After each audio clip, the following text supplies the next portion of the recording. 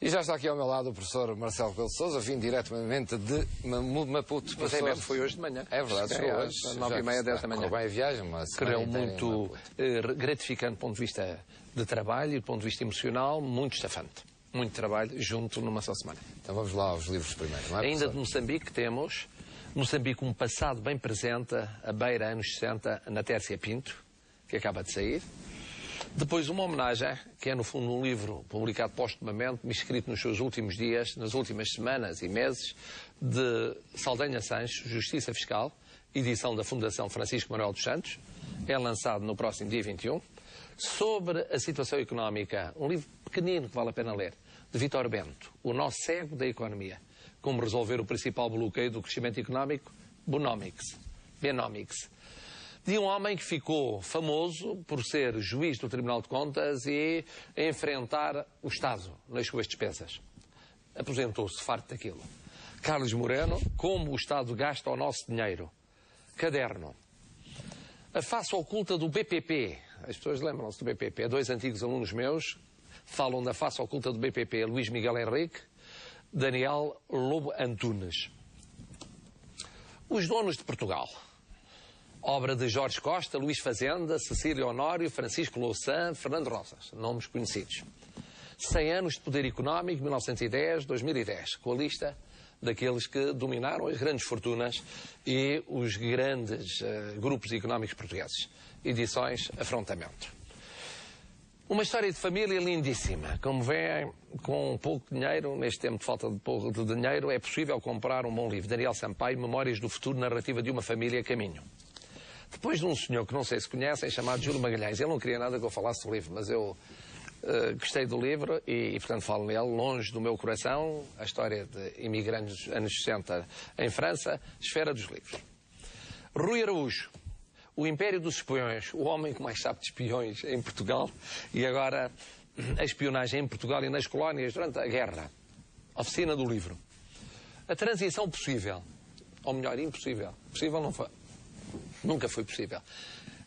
A ruptura de Francisco Sá Carneiro com Marcelo Caetano. Uma tese, Joana Reis, que tem no fundo as aventuras e desventuras das relações entre Sá Carneiro e Marcelo Caetano, terminando com a renúncia de Sá Carneiro ao mandato parlamentar.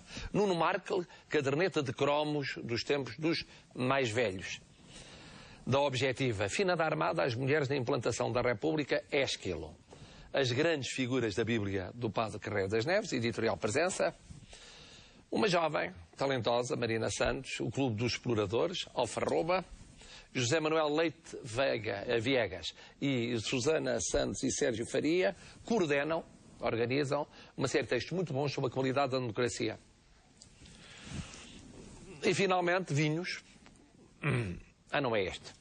É o outro. Troquei o livro e tal, o dos vinhos de 2010, 2011. Trouxe o mel e o azeite, fica para a semana. Depois temos Mestre Lagoa Henriques, um percurso de vida, uma homenagem da Fundação Liga. Trouxe aí uma livraria, professor.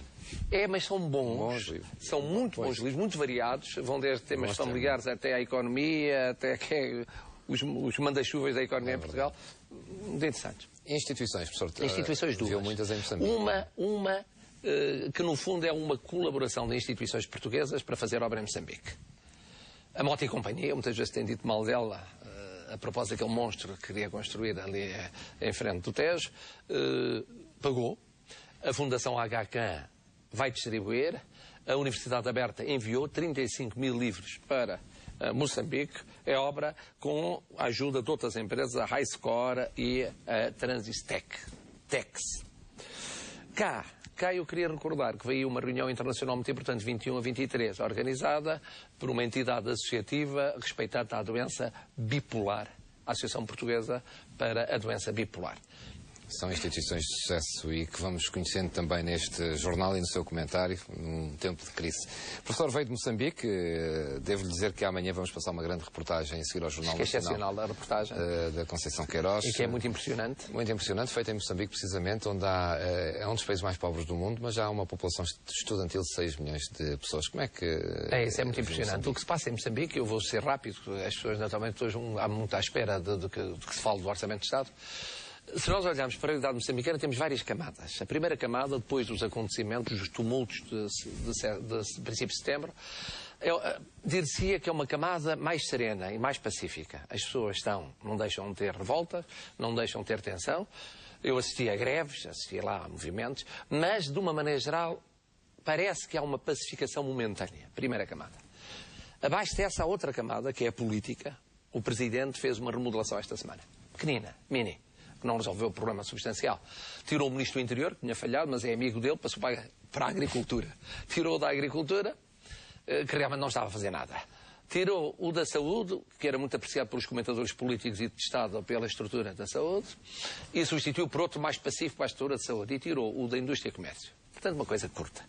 Mas, a ser verdade o que eu soube, ontem à saída, o Presidente, que já tinha cancelado uma ida à América, cancelou uma ida esta semana à Espanha, ou iria cancelar, e falava-se numa possível segunda parte da remodelação. Isto é do ponto de vista político. Do ponto de vista económico. Do ponto de vista económico, o drama é este, está lá. O Governo recuou em alguns aumentos e deu medidas, e aprovou medidas de austeridade e de redução de gastos, mas a inflação é uma realidade. Eu notei em relação a 2008, onde tinha estado 2007, 2008, uma subida de preço, uma coisa brutal. Penso que eles têm um salário mínimo, que é entre um quarto e um quinto nosso, e têm produtos básicos tão caros ou até mais caros que os nossos, e mesmo não básicos. Por exemplo, a gasolina custa quase o que custa a gasolina cá, e o gasóleo também.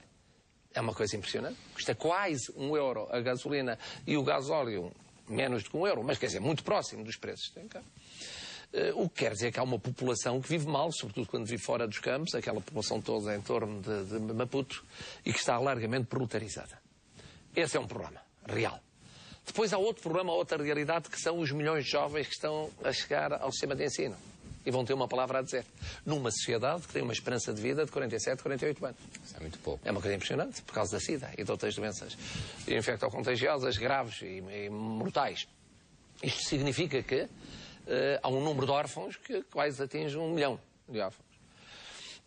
Por outro lado, politicamente, isso não deixa de ser impressionante, para além da situação económica, que é carência de bens básicos e bens muito caros, e salários muito baixos.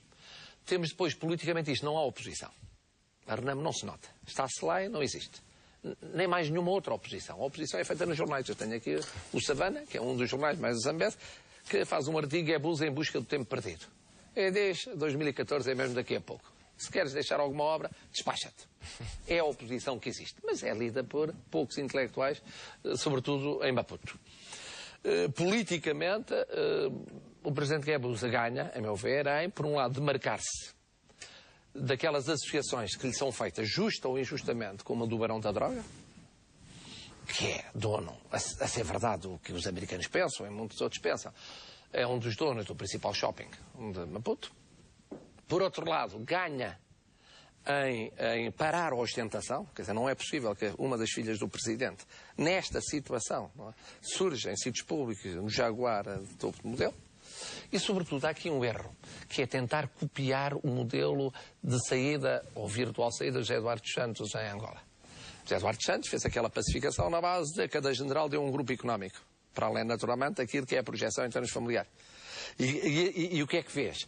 Esses grupos acabaram por exportar o capital para o estrangeiro e, a partir do estrangeiro, criam um poder económico, qualquer que seja o poder político no futuro, tem grande poder político em Angola.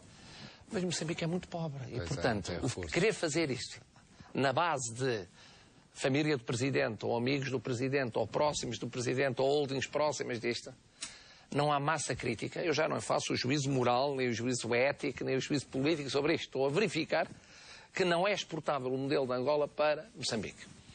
E estas foram algumas das muitas conclusões que eu retirei. Por cá não faltam notícias, professor. Acompanhou, de certeza, Portugal foi nomeado para o Conselho de Segurança da ONU. Isto foi uma vitória para Portugal? Foi uma vitória para Portugal, foi uma vitória para o Governo, foi uma vitória para o Ministro dos Negócios Estrangeiros em particular, mas também para o Primeiro-Ministro. Ele passa a vida a dizer, dizem que o Ministro é que foi bom e tal, embora tenha sido, em particular, do Ministro dos Negócios Estrangeiros. Eu, por exemplo, Moçambique, que ajudou muito Portugal, aliás, os países lusófonos ajudaram Moçambique a conquistar votos ali à volta. Da África do Sul, de Botsuana, de vários pequenos países ali à volta, com os quais está integrado regionalmente. E o Ministro dos Negócios Estrangeiros disse-me a mim, não há dúvida, o Ministro Luís Amado fez uma obra notável neste particular. O que é que há de interessante, há dois traços interessantes nesta vitória portuguesa. A primeira mostra a qualidade de Portugal. Neste momento nós estamos com o moral muito em baixo por causa da situação económica.